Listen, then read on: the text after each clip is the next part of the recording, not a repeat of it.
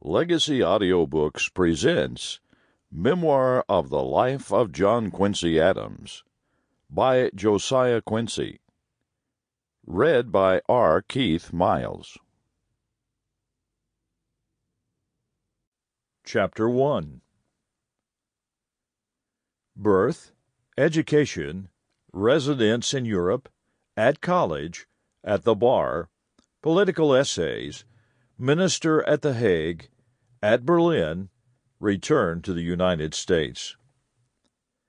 John Quincy Adams, son of John and Abigail Adams, was born on the 11th of July, 1767, in the North Parish of Braintree, Massachusetts, since incorporated as the town of Quincy.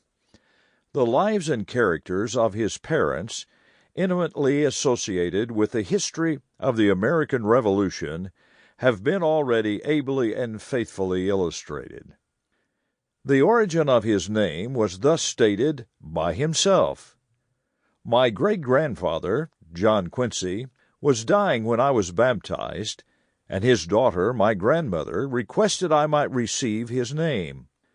This fact, recorded by my father at the time, is not without a moral to my heart, and has connected with that portion of my name a charm of mingled sensibility and devotion. It was filial tenderness that gave the name. It was the name of one passing from earth to immortality. These have been, through life, perpetual admonitions to do nothing unworthy of it. At Braintree, his mother watched over his childhood.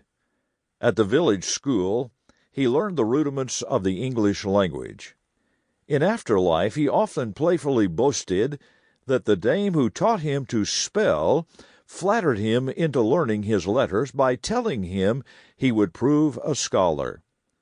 The notes and habits of the birds and wild animals of the vicinity early excited his attention and led him to look on nature with a lover's eye, creating an attachment to the home of his childhood, which time strengthened.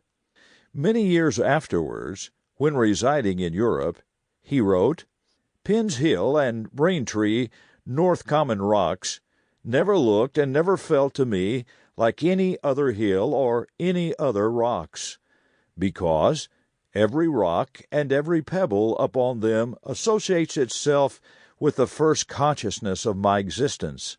If there is a Bostonian who ever sailed from his own harbor for distant lands, or returned to it from them, without feelings at the sight of the blue hills, which he is unable to express, his heart is differently constituted from mine." These local attachments were indissolubly associated with the events of the American Revolution and with the patriotic principles instilled by his mother. Standing with her on the summit of Penn's Hill, he heard the common booming from the Battle of Bunker Hill and saw the smoke and flames of burning Charleston. During the siege of Boston, he often climbed the same eminence alone to watch the shells and rockets thrown by the American army.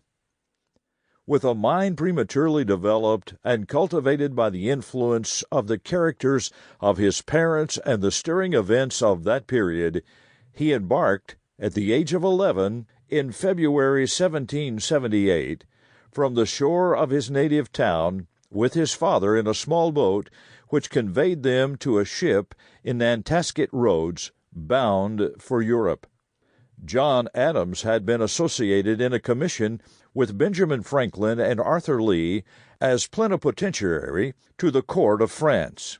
After residing in Paris until June 1779, he returned to America, accompanied by his son. Being immediately appointed by Congress minister plenipotentiary to negotiate a treaty of peace and commerce with Great Britain, they both returned together to France in November, taking passage in a French frigate. On this, his second voyage to Europe, young Adams began a diary which, with few intermissions, he continued through life. While in Paris, he resumed the study of the ancient and modern languages, which had been Sample complete. Ready to continue?